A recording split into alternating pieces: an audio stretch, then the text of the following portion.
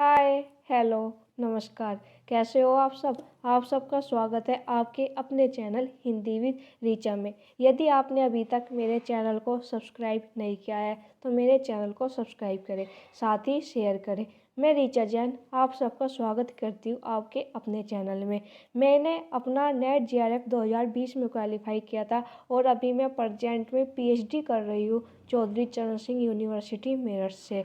यदि आपका कोई डाउट है और आप कुछ पूछना चाहते हैं तो आप मुझे मेरी ईमेल आईडी से संपर्क करें। मैंने अपनी ईमेल आईडी लिखी हुई है, आप मुझको इस पर ईमेल कर देना तो मैं आपका डाउट दूर कर दूंगी। साथ ही हमारा टेलीग्राम चैनल है, आपका कोई डाउट है और मेरी क्लास की जितनी भी पीडीएफ है वो सब मैं इसी टेलीग्राम चैनल पर सेंड करती हूँ, तो आप लोग देख लीजिएगा, टेलीग्राम पर जुड़ जाइएगा। जैसा कि आपको पता ही होगा, आज मैं आपको बताने वाली हूँ नेट का सिलेबस और साथ ही मैंने नेट जीआरएफ के लिए कौन सी बुक पढ़ी थी वो भी मैं आपको बताऊंगी। साथ ही मैं आपको बताऊंगी कौन सी यूनिट के लिए आपको कौन सी बुक पढ़नी चाहिए। और मैं आपको बता दूं, जो ये बुक है हिंदी की, चाहे वो आपका कोई भी एग्जाम हो उसमें हेल्पफुल होगी। होता ये है, अगर हम नेट जीआरएफ की तैयारी कर लेते हैं ना तो हमारे सभी एग्जाम उसमें कवर हो जाते हैं, जितने भी हिंदी से जुड़े हुए होते हैं। जैसे हमारा टीजीटी, पीजीटी, जीआईसी, जीटीसी कोई भी एग्जाम हुआ तो वो सब आपका इन्हीं बुक से कवर हो जाता है। आइए शुरू करते हैं। सबसे पहले हम देखेंगे इकाई 1।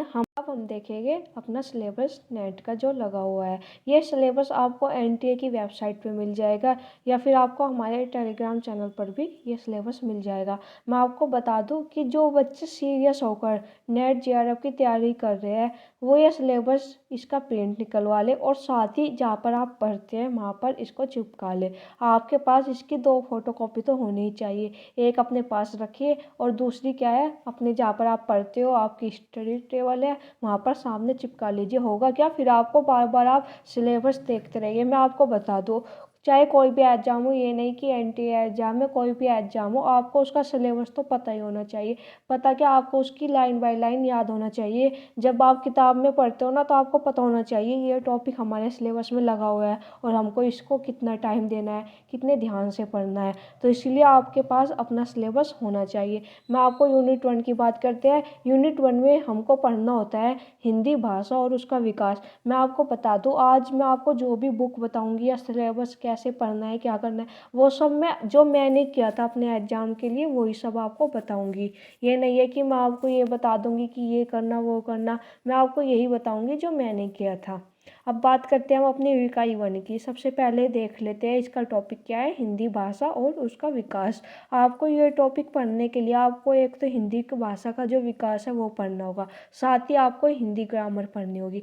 हिंदी भाषा के विकास में आपको आर्य भाषाएं पढ़नी होगी। आर्य भाषाएं हमारी 3 होती है, प्राचीन, मध्यकालीन और आधुनिक। और उसके बाद आपको जो मध्यकालीन भाषा है उसमें हमारे 3 पार्ट डिवाइड किए हुए हैं, पाली, प्राकृत और अपभ्रंश। तो आपको ये सभी पढ़ना होगा। साथ ही आपको सभी बोलियां पढ़नी होगी, बोलियां से क्वेश्चन आता ही है। जो इस यूनिट में इम्पोर्टेंट है वो मैं आपको बता देती हूँ। सबसे पहले तो आपको आर्य भाषा ही पढ़नी होगी। उसके बाद आपको पढ़ना होगा बोलियां। बोलियां बहुत पूछी जाती है एग्जाम में। फिर आपको जो तीसरी चीज़ इसमें पढ़नी होगी ना, वो आपको पढ़ना होगा हिंदी ग्रामर। आप देख भी रहे होगे यहाँ पर हिंदी ग्रामर दिया हुआ है। इसमें दिए हुए हैं उपसर्ग, दिए हुए हैं प्रत्यय, समास, हिंदी की रूप रचना, लिंग, वचन और कारक, संज्ञा, सर्वनाम, ये सब दिया हुआ है। तो आपको करना क्या है, जो मेरा अब तक का अनुभव रहा है, एनटीए ने कभी भी पेपर में उपसर्ग प्रत्यय तो नहीं पूछे हुए। हिंदी ग्रामर के एनटीए हमेशा 2 क्वेश्चन पूछता है, 2 या 3, 2 या 3 से ज़्यादा तो कभी नहीं पूछेगा वो। तो आपको करना क्या है, एक तो आपको तत्सम तद्भव जरूर पढ़ने होंगे और एक ये पढ़ना होगा कि कौन सा शब्द किस भाषा का है। जैसे ये आप दरोगा शब्द ले लीजिए, तो आप दरोगा देखेंगे कि कौन सी भाषा का शब्द है वो, तो वो उर्दू भाषा का शब्द है। तो ऐसे ही आपको कुछ वर्ग है, जैसे अलमारी हुए, अलमारी किस भाषा का शब्द है, तौलिया हुआ, तौलिया किस भाषा का शब्द है। ये आपको ये तो पूछता ही है कौन सा किस भाषा का है, तो ये तो आपको पढ़ना ही होगा। और ये चीज़ ऐसी है, आप ये नहीं कि एक दिन पढ़ लेंगे और आपकी याद हो जाएगा। ऐसे ये दिन में 10 मिनट देख लिए एक बार, रोज देखते रहने से आपको ये याद होगा। तो इसमें तो आपको यही करना है। साथ ही मैं आपको बुक बता देती हूँ हिंदी भाषा के विकास के लिए और ग्रामर के लिए जो आपको पढ़नी होगी। मैंने यूनिट वाइज ही बुक रखी है। साथ ही मैंने उनका कवर फ़ोटो रखा है। कवर फ़ोटो इसलिए ही रखा है, फिर होता क्या है, अब तो बच्चे बुक देख लेते हैं राइटर का नाम, फिर उनका बाद में वे पूछते हैं कि मैम इसका कवर फ़ोटो भेज दीजिए, तो इसलिए फिर बाद में परेशानी होती है आप लोगों को। तो इसीलिए मैंने यहाँ पर उनका कवर फ़ोटो सहित उनका नाम रखा है। तो देख लेते हैं, 3 बुक है जो आपको यूनिट 1 में हेल्पफुल होगी। जब मैंने एग्ज़ाम दिया था तो मैंने भी ये तीनों बुक पढ़ी थी। और मैं आपको बता दूँ, कोई भी बुक ऐसा नहीं होता कि आपको शुरू से लेकर आखिरी तक पढ़नी होती है। आपको अपना टॉपिक देखना है जो आपके सिलेबस में लगा हुआ है, और आपको सिर्फ वो ही पढ़ना होगा। ये नहीं है कि आपने भाषा विज्ञान खरीद ली तो आपको शुरू से आखिरी तक पढ़ना होगा, या हिंदी व्याकरण कामता प्रसाद की आपको शुरू से आखिरी तक पढ़नी होती है। ऐसे बुक नहीं पढ़नी होती, आपको अपना टॉपिक देखना है और वो बुक पढ़नी है। तो आपके लिए सबसे अच्छी बुक भाषा विज्ञान की है, जो आपको यूनिट 1 में काफ़ी हेल्पफुल होगी। तो आप सबसे पहले अपना देखना भाषा विज्ञान भोलानाथ तिवारी। अगर आप बिल्कुल अभी शुरुआत ही कर रहे हो, बिल्कुल बिगिनर हो आप लोग, तो फिर आप ये बुक खरीद लीजिए और इसको पढ़ना शुरू कर दीजिए। अब हम बात करते हैं अपनी यूनिट 2 की। मैं आपको बता देती हूँ, यूनिट 2 अगर जिस बच्चे ने यूनिट 2 काफ़ी अच्छे से कर ली, तो मानो उसने अपना एग्ज़ाम भी काफ़ी कवर कर लिया है। क्योंकि यूनिट 2 हमारी काफ़ी बड़ी है और बहुत सारा सिलेबस इसी यूनिट्स का है जो एग्जाम में पूछा जाता है। क्योंकि यूनिट 2 हमारी है हिंदी साहित्य का इतिहास, और हिंदी साहित्य के इतिहास में आपको क्या पढ़ना होगा, पहले तो साहित्य इतिहास का दर्शन पढ़ना होगा, उसके बाद आपको इतिहास लेखन की पद्धतियाँ पढ़नी होगी, फिर आपको हिंदी साहित्य का काल विभाजन पढ़ना होगा, नामकरण पढ़ना होगा।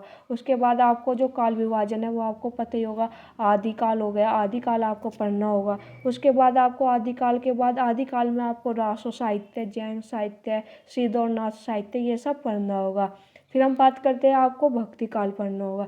भक्ति काल में भी आपको उसका उदय पढ़ना होगा, और भक्ति काल को भी फिर 2 भागों में विभाजित किया गया है, आपको वो सब पढ़ना होगा। उसके बाद हम बात करते हैं रीतिकाल की। रीतिकाल को भी 3 में विभाजित किया हुआ है रीतिकाल को, तो वो भी आपको पढ़ना होगा।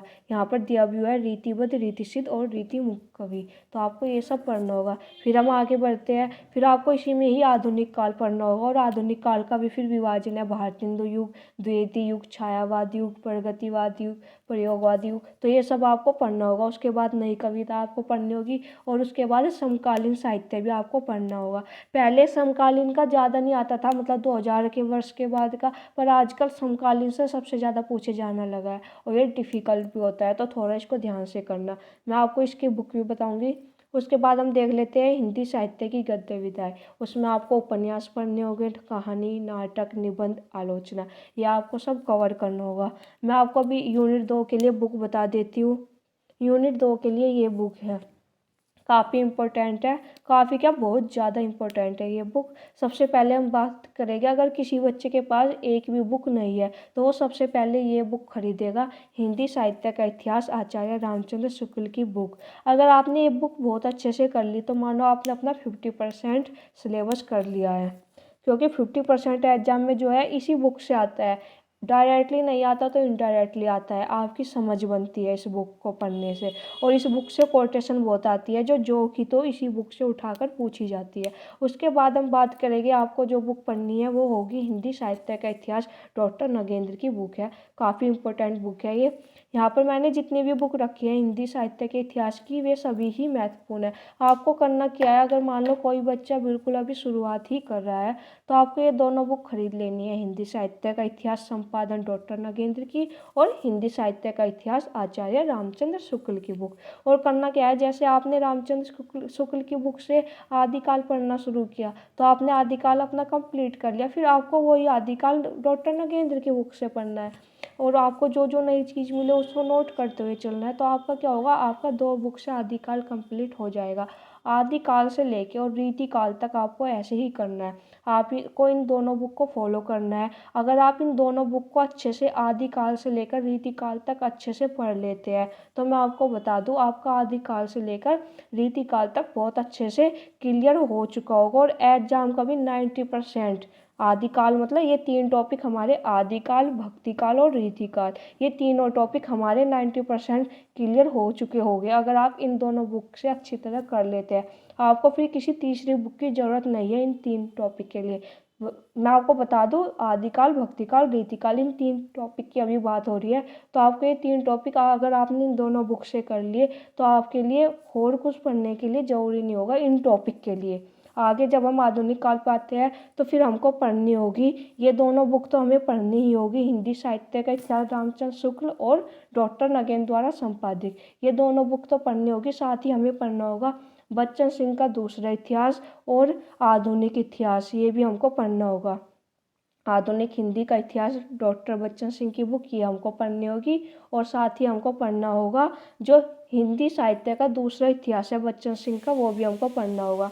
अगर आप नेट का एग्ज़ाम देने जा रहे हैं ना, तो आपको ये हिंदी साहित्य की मैं यहाँ पर 5 बुक रखी है, मैं आपको 5वीं बुक भी दिखा देती हूँ कौन सी है। 5वीं बुक है हिंदी साहित्य और संवेदना का विकास, रामस्वरूप चतुर्वेदी की। ये 5 बुक ऐसी हैं हिंदी साहित्य के इतिहास की जो आपको पढ़नी ही होगी अगर आप जेआरएफ करना चाहते हैं। तो आपके पास कोई ऑप्शन नहीं है, और ये भी नहीं है कि आपको बुक शुरू से लेकर आखिरी तक पढ़नी है। हाँ, आपको रामचंद्र शुक्ल वाली बुक जरूर लाइन बाय लाइन पढ़नी होगी, क्योंकि उसके बिना आपका काम नहीं चलने वाला। वो बुक तो आपको शुरू से लेकर आखिरी तक पढ़नी ही होगी। अब हम बात करते हैं हिंदी के गद्य साहित्य की। जैसे कि मैंने आपको अभी सिलेबस में बताया, जो ये हमारा ये वाला टॉपिक है हिंदी साहित्य की गद्य विधाएं, ये आपका एक ही बुक से कवर हो जाएगा। और मैं आपको बता दूं, उस बुक को देखकर घबराने की ज़रूरत नहीं है, क्योंकि वो काफ़ी मोटी बुक है और थोड़ी महंगी भी आती है।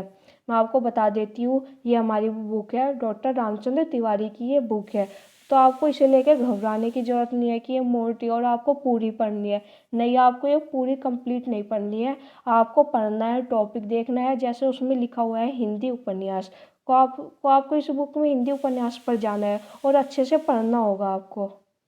हमारी ये 6 बुक हुई जो हमको यूनिट 2 के लिए पढ़नी होगी। और मैं आपको बता दूँ, ये 6 की 6 बुक ही इम्पोर्टेंट है, इनका कोई ऑप्शन नहीं है कि या हम ये बुक ना खरीदें, ये बुक ना खरीदें।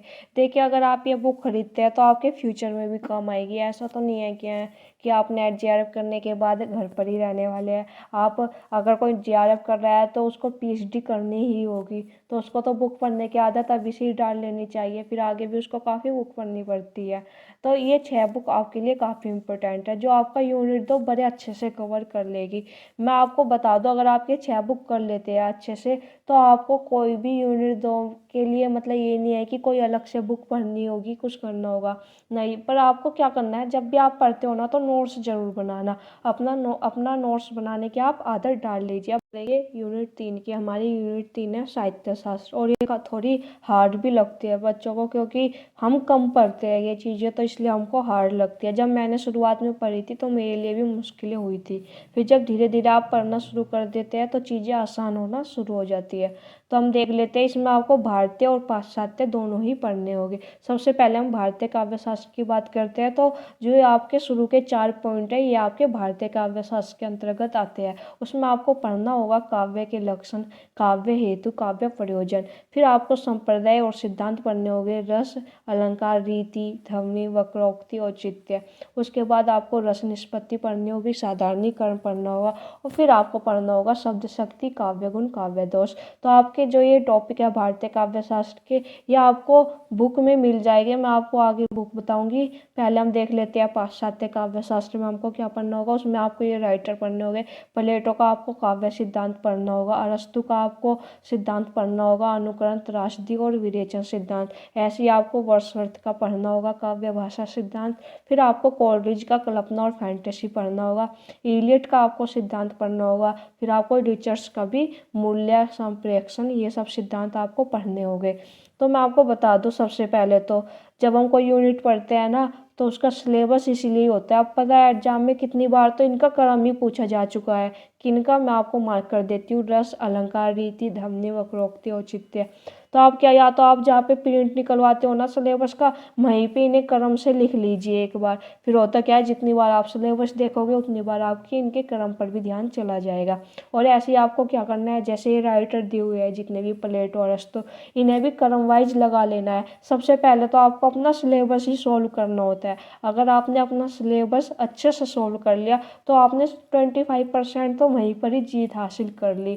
आपका सिलेबस अगर आपने 25% कर लिया है, मतलब अगर आपका सिलेबस क्लियर हो जाता है, तो ये मानो कि आपने अपने एग्ज़ाम का 25% एग्ज़ाम क्लियर कर लिया है। तो सिलेबस हमारे लिए बहुत महत्वपूर्ण भूमिका निभाता है, तो इसलिए आपको ये सॉल्व करते हुए भी चलना है। अब मैं आपको इनकी बुक बता देती हूँ। तारकनाथ बाली की बुक आती है, भारतीय काव्य शास्त्र की भी आती है और पाश्चात्य की भी आती है, तो आप ये दोनों बुक खरीद लीजिए। मैंने इन दोनों बुक को फॉलो किया था, मैं ये दोनों बुक पढ़ी थी। उसके बाद ये बुक आती है काव्य शास्त्र की भागीरथ मिश्र की। इसमें से भी आपको कुछ टॉपिक पढ़ने होंगे अपने सिलेबस को देखने के बाद। आगे बढ़ते हैं। ये दो बुक हो रही है, ये बुक मार्केट में उपलब्ध तो नहीं है, पर ये गूगल पर है, इसकी आपको पीडीएफ मिल जाएगी। अगर आपको नहीं मिलती तो मुझे बता दीजिएगा, मैं इसकी पीडीएफ अपने टेलीग्राम वाले चैनल पर शेयर कर दूंगी।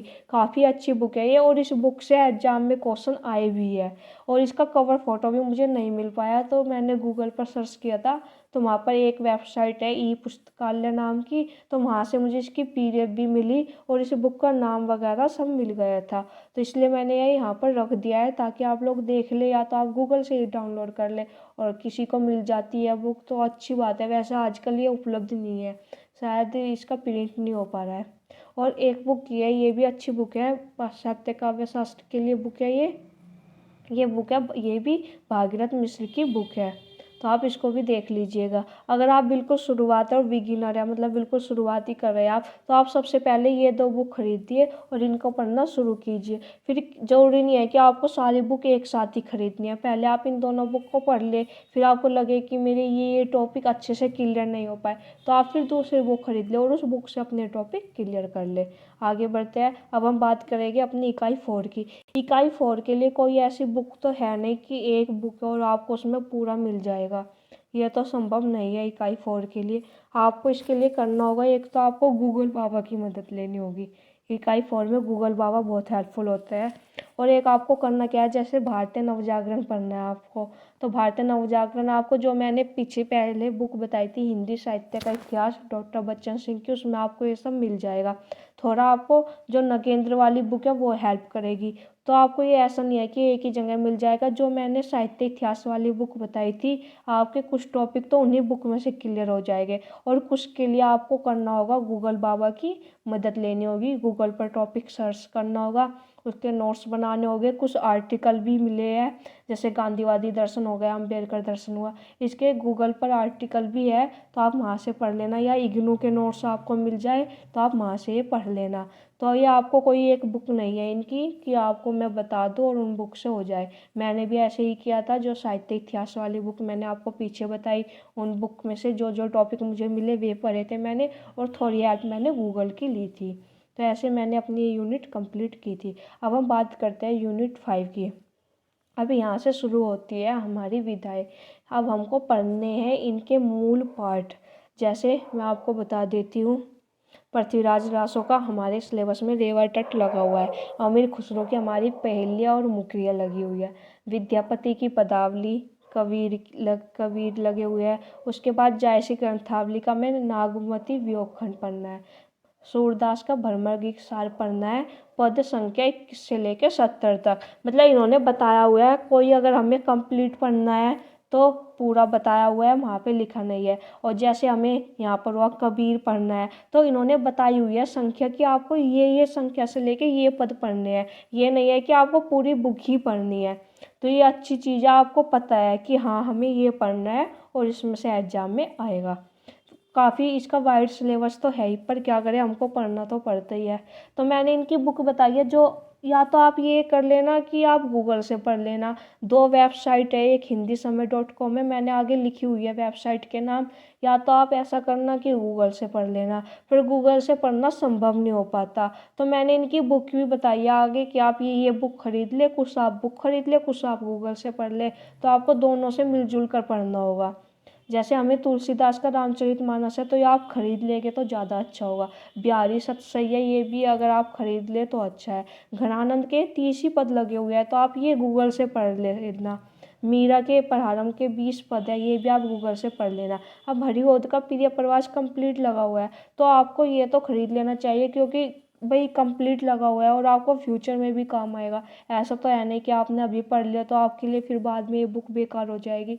आप अब जो भी बुक खरीदेंगे वे आपके फ्यूचर में 100% काम आने वाली है। ऐसा कोई भी बुक नहीं है कि आपके काम नहीं आने वाली है। और कुछ बुक तो आपके पास होगी भी, जैसे कामायनी है, बहुत बच्चों के पास मिल जाएगी, क्योंकि कामायनी जो है एमए के सिलेबस में लगी हुई है बहुत यूनिवर्सिटी में, तो आपको मिल जाएगा। जैसे साकेत का नवम सर्ग है, ये भी बहुत यूनिवर्सिटी में सिलेबस में लगा हुआ है।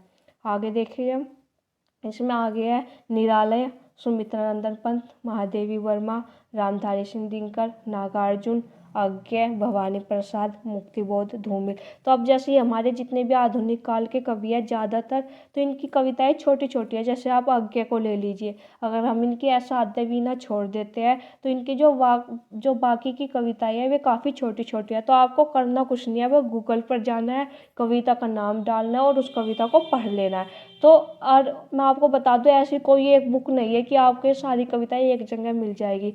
हाँ, आपको ये टेलीग्राम पर ज़रूर मिल जाएगी। टेलीग्राम पर बहुत लोगों ने क्या किया हुआ है, जितनी भी हमारे सिलेबस में कविता लगी हुई है ना, उनको एक पीडीएफ के फॉर्म में डाला हुआ है। तो अगर आप चाहेंगे तो मैं आपके साथ वो पीडीएफ शेयर कर लूँगी, तो आपकी काफ़ी हेल्प हो जाएगी। पर कुछ बुकें इनमें से खरीदनी होगी, जैसे उर्वशी हुई, रश्मि रथी हुई।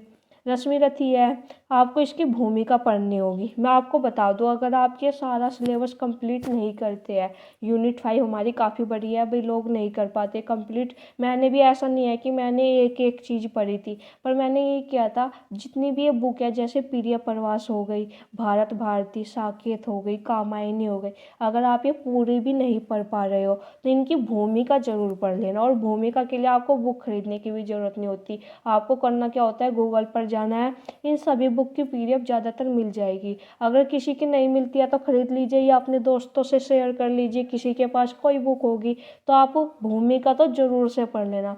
मतलब भूमिका पढ़ना बहुत ज़रूरी है। एग्जाम में होता ही है कि यहाँ से क्वेश्चन आते हैं, भूमिका से बनते ही है क्वेश्चन। अब मैं आपको बुक बता देती हूँ यूनिट 5 के लिए। जैसे मैंने आपको बताया था, कुछ चीज़ें तो आप गूगल से पढ़ लेना, और कुछ बुक ऐसी है जो आप खरीद लेंगे तो ज़्यादा अच्छा होगा।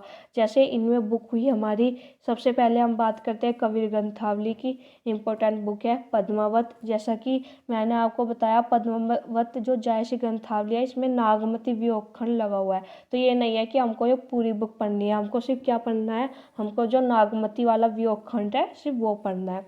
फिर बात करते हैं भ्रमरगीत सार। हमको इसकी भूमिका भी इम्पोर्टेंट है भ्रमरगीत सार की। अगर आप ये बुक नहीं खरीदते तो इसकी भूमिका या तो आप गूगल से ले लो, या कोई आपका दोस्त हो उनसे शेयर कर लो, या फिर मुझे बता देना मेरे पास ये बुक उपलब्ध है, तो मैं आपको भूमिका भेज दूंगी। बिहारी रत्नाकर है, इम्पोर्टेंट है, इसकी भूमिका भी इम्पोर्टेंट है। उसके बाद बात करते हैं हम रश्मि रथी की, ये भी इम्पोर्टेंट है। और उसके बाद बात करते हैं उर्वशी की। तो ये सभी इम्पोर्टेंट है। रश्मि रथी की भूमिका से क्वेश्चन आए हुए भी है। तो अब मैंने आपको बताया यूनिट 5 के लिए ऐसा नहीं है कि आपको सारी बुक खरीदनी होगी, कुछ आप गूगल की ऐप लीजिए और कुछ आप बुक खरीद लीजिए, ऐसे मिला जुला कर आप कर लीजिए। और वैसे भी टेलीग्राम पर एक पीडीएफ उपलब्ध है, जिसमें आपको ये आधुनिक काल की जितनी भी छोटी छोटी कविताएं सब मिल जाएगी। बात कर लेते हैं आगे बुक की, भारत भारती। कामायनी तो आप खरीद लीजिए, और ये होगी भी बच्चों के पास, क्योंकि होता क्या है, ये कामायनी मैंने आपको अभी बताया, ये बहुत एमए के सिलेबस में लगी ही रहती है और अच्छी बुक है, पढ़नी चाहिए। हिंदी साहित्य के स्टूडेंट हो तो कामायनी तो पढ़नी चाहिए ही। उसके बाद हम देख लेते हैं भारत भारती, 2 बार यहाँ पर आ गया। और उसके बाद है हमारी प्रिय प्रवास। प्रिय प्रवास भी आपको खरीद लेनी चाहिए, क्योंकि प्रिय प्रवास पूरा सिलेबस में लगा हुआ है। और पूरी बुक गूगल से पढ़ना थोड़ा कठिन होता है। छोटी छोटी चीज़ें तो हम गूगल से पढ़ लेते हैं, पर ज़्यादा बड़ी बड़ी बुक गूगल से पढ़ना थोड़ा मुश्किल होता है। जो बच्चे पढ़ लेते हैं अच्छी बात है, पर जो नहीं पढ़ पाते वे खरीद लीजिए, अच्छी बुक है। तो ये मैंने आपको बताया। और बाकी की जो मैंने आपको ये आधुनिक काल की कविता है, इसके बारे में मैंने आपको पहले ही बता दिया। आपको करना क्या है, गूगल पर जाना है, ये कविताएँ सर्च करनी है। वेबसाइट मैंने आगे बताई हुई है, आपको इन वेबसाइट पर ये कविताएँ मिल जाएगी। नहीं तो मैंने आपको जैसा बताया, टेलीग्राम पर भी एक पीडीएफ उपलब्ध है जिसमें ये सारी कविताएं हैं, तो आप टेलीग्राम से ले लीजिएगा। अब बात करते हैं हम अगली अपनी यूनिट 6 की। यूनिट 6 वो हिंदी उपन्यास। मैं आपको बता दूं, सबसे पहले जो आपको काम करना है, जितने भी उपन्यास यहाँ पर लगे हुए हैं देख लीजिए कितने उपन्यास लगे हुए हैं। 1 2 3 4 5 6 7 8 9 10 11 13 उपन्यास यहाँ पर लगे हुए हैं। एक तो आपको ये होना चाहिए काउंट कर कर रखना हमेशा कि आपके कोर्स में कितने उपन्यास लगे हुए हैं। और फिर आपको करना क्या है कि 13 के 13 उपन्यास क्रम वाइज लगा लेने हैं। यानी देवरानी जेठानी की कहानी का सन जो है वो इन्हें क्रम वाइज लगा लेना है। जब आप इनको क्रम वाइज लगा लेंगे, और ऐसा ही आपको इन राइटर के साथ करना है, होगा क्या, अगर आपको यकीन नहीं है मेरे बात पर तो आप प्रीवियस ईयर देख लेना। बार बार कालक्रम वाले क्वेश्चन में एक दो क्वेश्चन जो आपके सिलेबस में लगे हुए हैं विधाएं, उनमें से पूछा ही जाता है। इस बार भी शायद 2022 में भी पूछा गया है। अभी पेपर उपलब्ध तो नहीं हो पाया, ऑनलाइन एग्जाम हुआ था, जल्दी उसकी आंसर की आएगी तो हमको पेपर मिल जाएगा। जब हम वो पेपर भी सॉल्व करेंगे और देखेंगे क्वेश्चन कैसे आए हैं, कहाँ से आए हैं। पर मैं आपको बता दूं, ये मेरे जब 2020 में एग्जाम हुआ था, जब भी यहाँ से क्वेश्चन आया था, तो आपको करना क्या है, आपको सिलेबस सॉल्व करने का तरीका ही यही है, आपको ये क्रम वाइज लगा लेना है। अगर आपने ये अच्छे से क्रम वाइज लगा लिए तो आपके ये चीज़ें याद हो जाएगी और एग्जाम में हेल्पफुल होगी। अब मैं आपको बता दूं, उपन्यास सारे पढ़ना संभव नहीं हो पाता, पर ऐसा ही है कि किसी पर आपको पढ़ना तो हो गई। अगर आप सारे नहीं पढ़ पाते तो आप इनकी समरी ज़रूर पढ़ लेना, आप यूट्यूब से पढ़ लेना, गूगल से पढ़ लेना, कहीं से भी आप इनकी समरी पढ़ लेना। और जो बच्चे सभी उपन्यास खरीदना चाहते हैं उनके लिए मैंने यहाँ पर कवर फोटो सहित उपन्यास लगा दी है, क्योंकि फिर बच्चे कंफ्यूज होते हैं कौन सा उपन्यास लेना है, कौन सा नहीं लेना है। हाँ, देख लेते हैं परीक्षा गुरु लाला श्रीनिवास दास का। ये हिंदी का प्रथम मौलिक उपन्यास भी माना जाता है, यहाँ पर लिखा भी हुआ है कि ये हिंदी का प्रथम मौलिक उपन्यास माना जाता है। उसके बाद बात करते हैं गोदान की। गोदान तो आप सभी बच्चे पढ़ ही लेना, क्योंकि गोदान तो एमए में आते आते बच्चे पढ़ ही लेते हैं। अगर भाई नहीं पढ़ पाते तो आप पढ़ लीजिए, क्योंकि गोदान से तो क्वेश्चन आना कंपल्सरी है ही, पूछे जाते हैं कथन ये किसने किसके लिए कहा था। उसके बाद बात करते हैं शेखर एक जीवनी अज्ञा की। मैं आपको बता दूं, शेखर एक जीवनी अज्ञा के 2 भाग है और हमारे सिलेबस में लगा हुआ है पहला भाग, जिसका नाम है उत्थान। तो आपको ये पहला भाग ही खरीदना और ये पढ़ना होगा। उसके बाद हम अगले उपन्यास की बात करते हैं। अगला उपन्यास है मानस का हंस, अमृतलाल नागर का उपन्यास है। ये महाकवि तुलसीदास के जीवन पर आधारित है। ये उपन्यास भी अच्छा है, कोई तुलसीदास के बारे में अच्छे से जानना चाहता है तो ये उपन्यास उसके लिए काफ़ी अच्छा है। उसके बाद हम अगले उपन्यास की बात करते हैं, जगदीश चंद्र का धरती धन्य अपना। अगला उपन्यास है आपका बंटी, मन्नू भंडारी। उसके बाद अगला उपन्यास है राग दरबारी, श्रीलाल शुक्ल। फिर हम बात करते हैं जिंदगी नामा कृष्णा सोबती की। तो ये 8 उपन्यास तो यहाँ पर हुए। कोई बच्चे अगर इनमें से जो उपन्यास पढ़ पाए वे उपन्यास तो पढ़ ही लेना, और जो नहीं पढ़ पाते उनकी समरी, उनका पात्र परिचय, ये सब तो आप सभी उपन्यास का देख कर जाना है एग्जाम में। आगे हम देख लेते हैं जो हमारे 3 उपन्यास बचे हैं। 3 नहीं 5 उपन्यास बचे हैं। तमस भीष्म साहनी जी का ये उपन्यास है। उसके बाद बाणभट्ट की आत्मकथा, हजारी प्रसाद द्विवेदी, मैला आंचल फणीश्वरनाथ रेणु, देवरानी जेठानी की कहानी, पंडित गौरी दत्त। ये हिंदी का प्रथम उपन्यास भी माना जाता है, देवरानी जेठानी की कहानी। फिर हम अगले उपन्यास की बात करते हैं तो झूठा सच यशपाल का। मैं आपको बता दूं, यशपाल भी 2 भाग, यशपाल का जो उपन्यास है झूठा सच, ये 2 भाग में विभाजित है, वतन और देश, देश का भविष्य। तो जो हमारे सिलेबस में लगा हुआ है वो वतन और देश लगा हुआ है, तो आपको ये इसका पहला भाग ही पढ़ना होगा। अब बात कर लेते हैं हम अपनी अगली इकाई की। हमारी इकाई 8 है। इकाई 8 में हमारी जितनी भी कहानी लगी है, ऐसी कोई बुक नहीं है कि आपको एक बुक में सारी कहानी मिल जाएगी। टेलीग्राम पर पीडीएफ है जिसमें आपको ये सारी कहानी एक साथ एक जगह मिल जाएगी। आपको करना क्या है ना, उस पीडीएफ का प्रिंट निकलवा लेना है। बहुत बच्चे करते हैं कि फ़ोन से पढ़ लेते हैं, वो आपकी सुविधा के अनुसार है कि आपको जैसे सुविधा हो। अगर आप फ़ोन में पढ़ने में आरामदायक महसूस करते हो तो आप फ़ोन से पढ़ लेना। अगर आपको फ़ोन में पढ़ने में परेशानी आती है तो पीडीएफ निकलवा लेना, उसकी प्रिंट निकलवा लेना। मैंने तो प्रिंट निकलवाया था, क्योंकि प्रिंट निकलवाने के बाद थोड़ी आसानी रहती है, आप मार्क कर लो, जो इम्पोर्टेंट हो उसको मार्क कर लो, अच्छे से पढ़ लो। मतलब मुझे ज़्यादा अच्छा लगता है फ़ोन से ना पढ़कर खुद जो हमारे मतलब किताबें होती है या हम प्रिंट निकलवा लेते हैं उससे पढ़ने में ज़्यादा मुझे अच्छा लगता है। तो मैं ऐसे पढ़ती थी, और जैसे आपको अच्छा लगे आप पढ़ लेना। तो ये सभी कहानियाँ आपको मिल जाएगी। अगर आप पीडीएफ या आप टेलीग्राम से नहीं लेना चाहते तो आप गूगल से ले लेना, मैंने वेबसाइट बताई हुई है। आपको इन दोनों वेबसाइट पर सभी कहानियाँ मिल जाएगी। अगर किसी को कोई कहानी नहीं मिलती है तो मुझे बता देना, हिंदी समय पर आपको सारी कहानियाँ मिल जाएगी। और ये हिंदी कविता ये आपके उसके लिए है, यूनिट 5 के लिए है, आपको वहाँ पर सभी वे कविताएं मिल जाएगी। अब बात करते हैं हम अपनी अगली इकाई की। अगली इकाई है हमारी हिंदी नाटक की। हिंदी नाटक हमारे कोर्स में जितने नाटक लगे हैं आपको सभी पढ़ने होंगे। और मैं बता दूं, नाटक आपको पढ़ने चाहिए, और ज़्यादा ये भी नहीं है कि काफ़ी बड़े बड़े नाटक है आप बोर हो रहे हैं। कुछ नाटक तो ऐसे है आप पढ़ना शुरू करेंगे ना तो आप उसको पूरा कर कर ही उठेंगे। क्योंकि होता क्या है, नाटक में इतना इंटरेस्ट आ जाता है, जैसे आप आधे अधूरे जब पढ़ोगे ना तो फिर आपका बीच में छोड़ने का मन नहीं करेगा। आप सोचेंगे कि आज तो मैं ये पूरा ही पढ़ लूँ नाटक। और काफ़ी छोटा नाटक है, ये भी नहीं है कि काफ़ी बड़ा नाटक है, आपको काफ़ी टाइम लगने वाला है। अगर आप 2-3 घंटे आराम से देते हैं तो आपका ये नाटक आराम से पढ़ा जाएगा। आपको कुछ नहीं करना है। इनमें से कुछ नाटक तो ऐसे हैं जैसे भारत दूरदर्शन, अंधेर नगरी, छोटे छोटे नाटक है ध्रुव स्वामिनी, आधे अधूरे। तो अगर आप ये खरीद भी नहीं पा रहे हैं तो आप ये पीडीएफ से पढ़ लेना, ज़्यादा बड़े ये नाटक नहीं है। और कुछ नाटक ऐसे हैं जो आपको भाई खरीद लेने चाहिए। और मैं आपको बता दूँ, शुरू के जो ये नाटक है मैं मार्क कर देती हूँ। अंधेर नगरी, भारत दूरदशा, चंद्रगुप्त, स्कंदगुप्त, ध्रुव स्वामिनी, अंधा युग, आधे अधूरे, आषाढ़ का एक दिन। ये हमारे नाटक हुए, हमारे 8 नाटक हुए। ये 8 नाटक बड़े इम्पोर्टेंट है, मतलब ये तो आपको पढ़ने ही है। मतलब इनका कोई ऑप्शन नहीं है कि ना पढ़े या छोड़ दे, ऐसा नहीं होता। आपको ये 8 नाटक ऐसे हैं जो आपको पढ़ने ही होंगे। मैं आपको बता दूं, एक सिलेबस में गलती दी हुई है। जो सिंदूर की होली हमारा नाटक है ना, वो लाल का नहीं है, वो हमारा लक्ष्मी नारायण मिश्र का नाटक है। तो ये आप अपने सिलेबस में सही कर लेना। ठीक है, अब मैं आपको नाटक बता देती हूँ आगे। मैंने यहाँ पर सभी नाटक की कवर फोटो रखी है, जिसको खरीदना होगा खरीद लेना। अंधा युग धर्मवीर भारती का, चंद्रगुप्त जयशंकर प्रसाद, स्कंदगुप्त जयशंकर प्रसाद, ध्रुव स्वामिनी जयशंकर प्रसाद। जयशंकर प्रसाद के 3 नाटक लगे हुए हैं हमारे कोर्स में, चंद्रगुप्त, स्कंदगुप्त, ध्रुव स्वामिनी। और आपको ये तीनों ही नाटक पढ़ने होंगे। इनका कोई ऑप्शन नहीं है कि ना पढ़े, चल जाएगा काम। उसके बाद बात करते हैं आगरा बाजार की, हबीब तनवीर की, आंचो दीदी, उपेंद्र नाथ दत्त, महाभोज, मन्नू भंडारी। मैंने अपने टाइम पर सभी नाटक नहीं पढ़े थे। मैंने आपको बताया ना कि मैंने 8 नाटक पढ़े थे, मैंने ये 8 नाटक तो अच्छे से पढ़े थे और बाकी नाटक की समरी पढ़ ली थी और उनका पात्र परिचय वो सब तो पढ़ लिया था। क्योंकि एग्जाम में जो हमारे सिलेबस में रचनाएं लगी हुई है उनके पात्र बहुत पूछे जाते हैं। तो पात्र तो आप अच्छे से तैयार कर कर जाना अपने, जितनी भी रचनाएं हमारे कोर्स में लगी हुई है। उसके बाद बाकी के नाटक देख लेते हैं। एक और द्रोणाचार्य है, उसके सिंदूर की होली, देखो यहाँ पर लिखा भी हुआ है, ये लक्ष्मी नारायण मिश्र का नाटक है। तो आप अपने सिलेबस में ये सही कर लेना।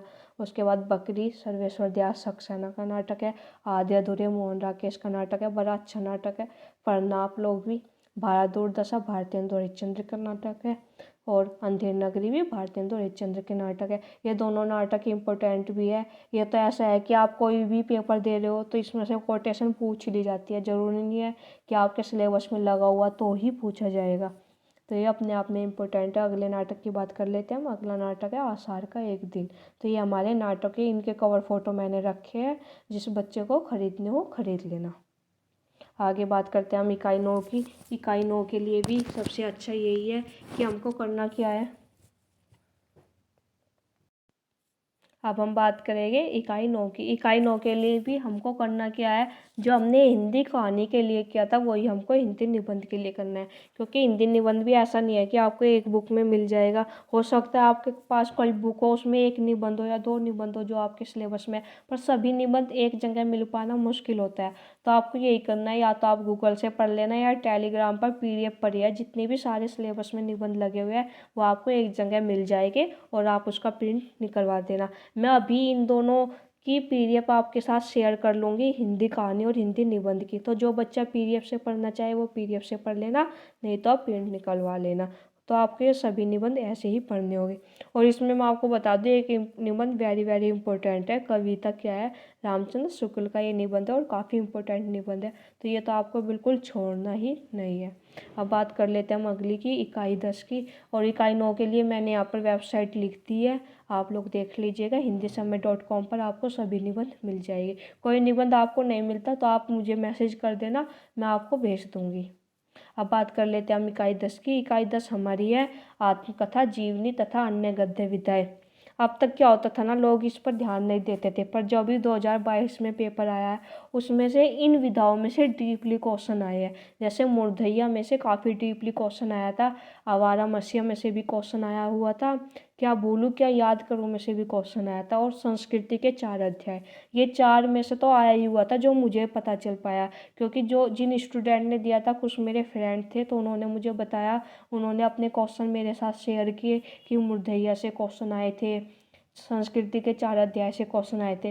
तो जिन्होंने अब पेपर दिया ना, उनसे मेरी बात हुई, तो मुझे इतना पता चला कि अब हम इकाई 10 को इग्नोर नहीं कर सकते। अभी तक हम इग्नोर कर देते थे, पर अब काम नहीं चलेगा, इकाई 10 भी आपको पढ़नी होगी। तो इसके लिए आपको क्या करना होगा, जो पहले इसमें छोटी छोटी है वे पढ़ लो। जैसे भोला राम का जीव, भोला राम का जीव, जामुन का पेड़, काफ़ी छोटी छोटी कहानी है और काफ़ी मज़ेदार कहानी है, आपको ज़रूर पसंद आएगी। तो आप इकाई 10 की शुरुआत इन दोनों कहानी से करना। उसके बाद आप एक एक रचना ले लेना। जैसे आपको मूर्धन्य आप पढ़नी ही होगी, क्योंकि जो 2022 का पेपर आया था उसे देखने के बाद, जैसा मतलब बताया दोस्तों ने कि ये क्वेश्चन आए थे, इतना तो समझ आ गया कि हमको मूर्धन्य अब डीपली पढ़नी ही होगी। अब हमारा काम नहीं चलेगा कि हमने मूर्धन्य की समरी देख ली, पता इसमें क्या क्या है और हमारा काम चल जाएगा, अब ऐसा नहीं होने वाला। अब आपको ये पढ़नी ही होगी। तो ये भी आप क्या कहना, गूगल से पढ़ लेना, और जो गूगल से नहीं पढ़ पाते वो जैसे इसमें से 3-4 रचनाएं हैं वे खरीद लेना। मैं आपको बता देती हूँ, अगर कोई बच्चा खरीदने में रुचि है, एक तो वो मूर्धन्य जरूर ले लेना, क्या भूलूं क्या याद करूं, आवारा मसीहा, संस्कृति के 4 अध्याय, मेरी तिब्बत यात्रा। तो ये आप 5 रचनाएं हैं जो आप बुक है जो आप ये खरीद लेना। और नहीं तो आप धीरे धीरे कर कर गूगल से भी पढ़ सकते हो, क्योंकि गूगल पर भी आजकल सभी बुक की PDF उपलब्ध होती है। या तो आप कुछ ऐसा कर लो, कोई कोई रचना तो आप गूगल से पढ़ लेना, कोई आप खरीद लो, कोई आप PDF निकलवा लो, जैसी आपकी सुविधा हो आप अपनी सुविधा के अनुसार कर लेना। उम्मीद है आपको ये मेरी वीडियो पसंद आई होगी। अगर आपको मेरी वीडियो पसंद आई है तो लाइक सब्सक्राइब शेयर कीजिए। साथ ही आपका कोई डाउट है या आप बुक को लेकर कंफ्यूज है तो आप मुझे मैसेज कर देना, मैं आपका डाउट दूर कर दूंगी। आप हमारे टेलीग्राम चैनल से जुड़ जाइए। मैं इस पर अभी थोड़ी देर में इस पर PDF डाल दूंगी, एक तो हिंदी कहानी की, हिंदी निबंध और हिंदी कविता, जितने भी हमारे कोर्स में लगी हुई है। और आपका कोई डाउट है तो मुझे email ID पर भेज दीजिए। धन्यवाद।